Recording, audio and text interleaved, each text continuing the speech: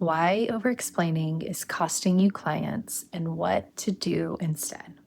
If you've ever felt like no one gets your work, this episode is for you. If you've ever poured your heart into writing a caption, building a workshop, launching a service you know that could change lives, only to feel like it went into a void, you are not alone. You might be tempted to think your audience just doesn't understand the power of your work. Or maybe you've told yourself, I'm just not good at marketing, or I need to teach them more about what I do, or if they just understood it, they'd want it. And I want to pause you right there with so much love and say, although those things might be true, they aren't the fundamental problem. You're probably not undereducating. You're likely over-explaining. You're sharing too much, too soon, and in the wrong language without realizing it. And it's not your fault. You've likely been taught to share your process, educate to sell, or build authority through expertise. But here's the truth. Most of your dream clients are overwhelmed. They're tired. They're burnt out. They're scanning with one eye opened while rocking a baby or waiting in traffic or trying to not cry at their desk at work. They don't need more information. They need resonance. They need to feel seen, not like they need to put their thinking caps on to understand something totally new to them while scrolling and having 1,000 other things popping up at them. I learned this the hard way, the very hard way. Early in my practice, I kept telling myself I had a visibility problem, that maybe I just wasn't being clear enough. Maybe people weren't ready. Maybe I needed to teach them how it worked so they could understand and then they would want it.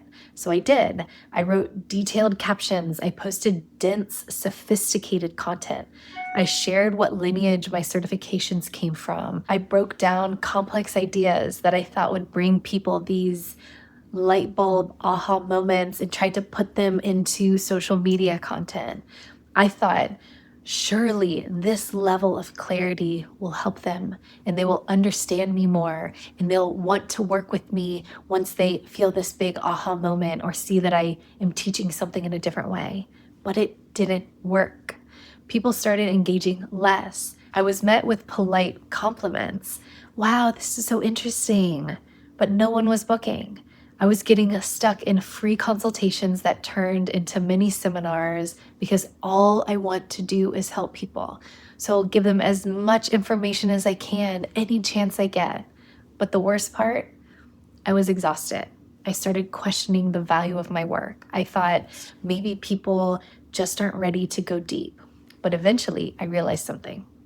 They weren't disengaging because my work wasn't valuable. They were disengaging because I was speaking the wrong language. I was using my lens as the expert and not theirs. I was talking like a practitioner, like an expert, not like someone who had been in their shoes. When I stopped and really listened to the words my clients were using, the real ones, not the polished ones, everything shifted. That is what changed everything for me. And that's when people started saying, this feels like exactly what I need. And now I see the same pattern 9 out of 10 practitioners I work with. They're heart-led, they're mission-driven, they're brilliant. They've trained in modalities that change their lives and they want to offer that to others. But when they go to talk about their work, it gets complicated. They explain too much, they focus on the modality, they default to practitioner-speak, they overteach in their posts, hoping that education will lead to trust. But here's the thing. Your audience is not looking for a thesis. They don't actually even need to understand your process or how your work works. They are focused on the outcome. They're looking for themselves in your message. So let me share 5 big truths I wish someone had told me 10 years ago when I was just starting out. Number 1, over-explaining makes it about you and not them. You're trying to prove how much you know, but clients don't want to be impressed. They want to feel understood. Number 2, confusion kills momentum. Holistic jargon like sacral deconditioning might make sense in your training, but it doesn't necessarily create clarity for your people. And people don't buy what they don't understand. Number 3, people don't buy modalities. They buy outcomes. You might do Reiki, breath work, hypnotherapy, or likely some beautiful fusion and combination of all 3. But what your client is thinking is, I just want to stop feeling stuck. I want to kick this depression. Instead, focus on their dream outcome. That is what makes them feel seen. Number 4, information does not inspire action. You're not lacking knowledge, but when your content reads like education, it doesn't create a felt sense of trust. When you focus on their pain in their dream outcome, that is what makes them get into action. Number 5, you are the translator, not the textbook. Your job is to translate the complex into something simple that their nervous system can receive. Words that make them exhale, words that make them feel seen, words that say to them, you're not crazy, I've been there too. This is how you connect deeply with your people. So let's do a short reflection exercise together. Grab your journal, open a fresh doc. These prompts are designed to pull you out of practitioner mode and into connection mode. So think as if you were your client, exhausted, uncertain, scrolling for a lifeline somewhere. And now sink into this first prompt. What is my dream client typing into Google right now?